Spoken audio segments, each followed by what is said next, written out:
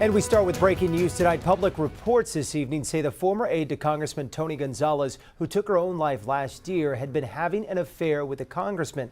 That's according to the Express News. Regina Santos-Aviles died in September after setting herself on fire. Thanks for joining us. I'm Jonathan Martinez. I'm Mandy Noel. Melissa Vega is at the live desk with the story. Well, the Express News reporting tonight, a former staffer in Tony Gonzales' district office who worked closely with the aide, Regina Santos-Aviles, says she told him they had an affair in 2024 and that she spiraled into a depression after her husband discovered the relationship.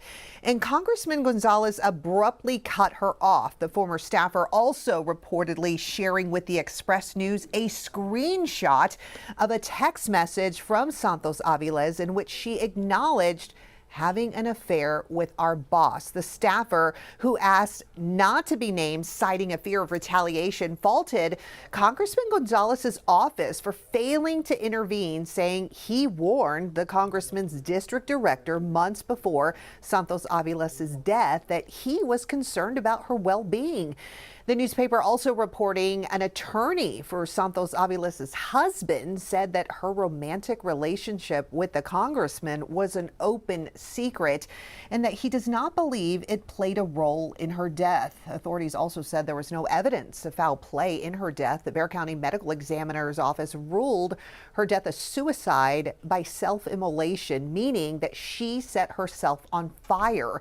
Officials on scene back in September reported that she doused herself with gasoline. She was taken to the hospital with severe burns, but she did not survive. And News 4 San Antonio and other media outlets have requested records from the Uvalde Police Department related to the investigation into her death. We were seeking those records not for any graphic photos or videos, but because Santos-Aviles was a public official and the questions surrounding her death could have political implications.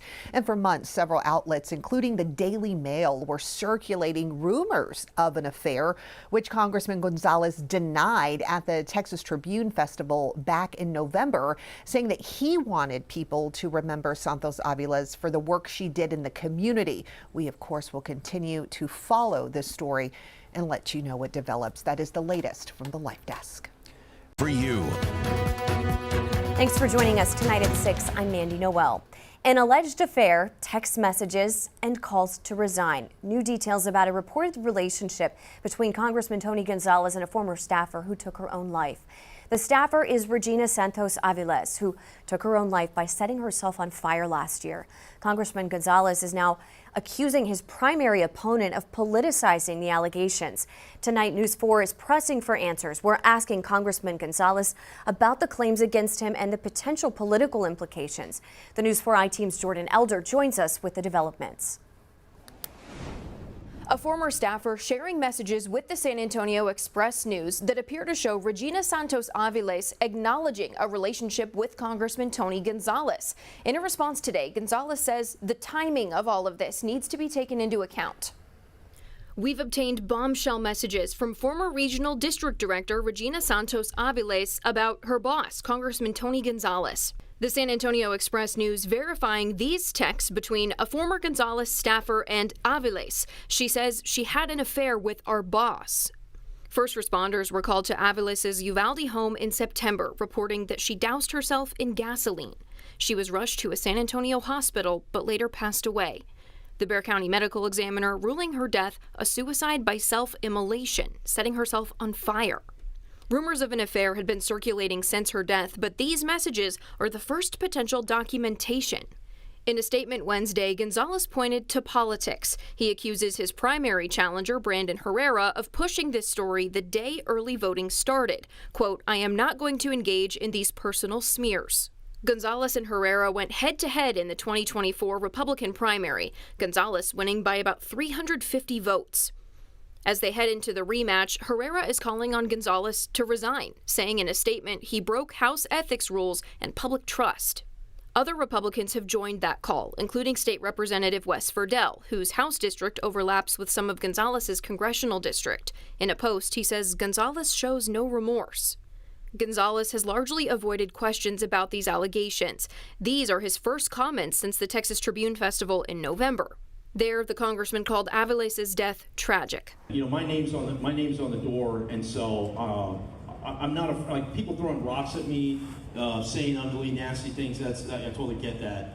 But the rumors are completely untruthful. A federal source told us the former staffer who shared the messages previously worked in Gonzales' office, but is now involved with Democratic campaigns in California. According to the Express News, the former staffer said he is not being paid and has not been offered money by Gonzales' opponents. We reached out to the Herrera campaign for comment. Gonzales' office has not responded to follow-up questions from our team. President Trump endorsed Gonzales for this race back in December. Jordan Elder, News 4 San Antonio. Tonight, political opponents call for Congressman Tony Gonzales to resign as new information emerges about an alleged affair with a staffer. Thanks for joining us tonight at 10. I'm Mandy Noel. That staffer later took her own life. News 4 San Antonio's Jordan Elder spoke with the attorneys for the staffer's husband, who says the family, not the congressman, are the victims. Constant denials are what finally spurred Adrian to say, I am tired of Tony calling my wife a liar, calling me a liar, calling his staffer a liar, when the only liar around is Tony Gonzales. Strong words from attorney Bobby Barrera about how Congressman Tony Gonzales is handling the recent headlines. Text messages released by a former staffer show Regina Santos-Aviles acknowledging an affair with her former boss. And Barrera says that's not the only evidence. We have all the texts.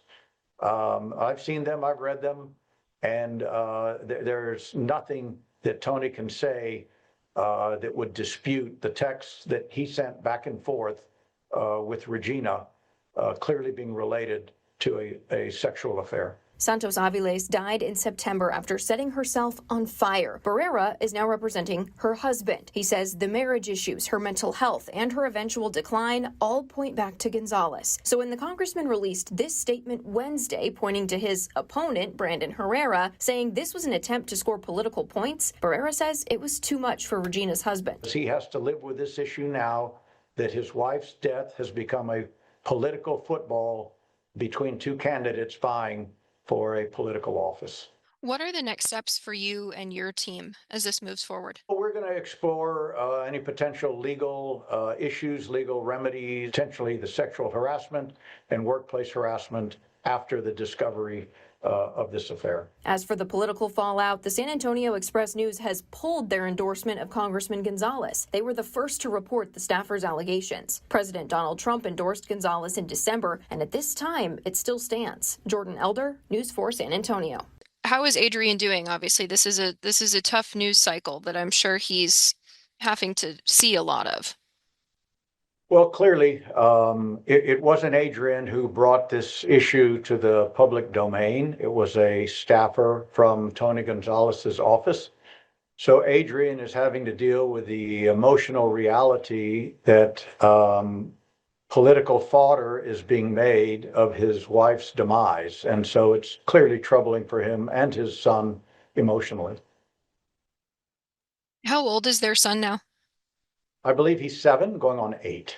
Wow. What do you know about when this affair started? Was this something that was widely known about? The affair was discovered in early June of 2024, and there's evidence that it may have been going on for at least a month, based upon staffers' knowledge of their locations being together at some remote cabin on some river. The affair was discovered in early June, and through texts that were observed by Adrian. And so it began there with a conflict between, of course, Adrian and Regina. And then after the discovery, the conflicts became more apparent between Tony and Regina in the workplace. What was it about those messages that convinced Adrian that this was happening? Well, when you say it was the messages were the discovery, the confirmation was Regina's admission. And so when Tony goes public in the domain saying to his constituents and to all the world that this is a political hack job by his opponent. What he's doing is calling this beautiful, spirited person that he had an affair with, he's calling her a liar. But certainly, Adrian and Regina would not have split up over innuendo. And this is an admission by Regina that she was having an affair with her boss, Tony Gonzales. Has Adrian shared with you anything about the nature of those messages between Regina and the congressman? Well, we've had a forensic download, so I have seen any number of texts and pictures back and forth between them. Adrian is aware of them, but Adrian, because of the emotional impact of reading these things, has not viewed all of these messages with any particular interest other than the acknowledgement that she was having an affair. Why has Adrian chosen to retain you as this plays out in front of the public eye? Adrian contacted me in regard to any particular potential litigation issues, any fallout issues resulting from the office place harassment that his wife was enduring. And but this issue being in the public domain is not Adrian's doing. But I was contacted for the purposes of exploring potential legal remedies on his wife's behalf for the workplace harassment and sexual harassment that she was subjected to. At this point, do you believe that the allegations of the affair had anything to do with her death when she took her own life last year? It's clear to me after a thorough investigation forensically and interviewing witnesses that the discovery of the affair put into place a series of events that led to her emotional and personal demise to the degree that being ostracized at work, excluded from the job that she loved, having lost the trust of her husband because of this affair, that all of these things continued to drive her into an emotional despair, which resulted in her engaging in conduct that actually took her own life. The question is, did Tony cause her to kill herself? And it's a very specific question, and I can only tell you that Tony was actively involved in the conduct that caused her to end up hurting herself, not only in manipulating her into an affair, but once the affair was discovered, in the workplace harassment and ostracizing her in the workplace and excluding her from her job. That's why the staff knew exactly what was going on because of the change in her employment status.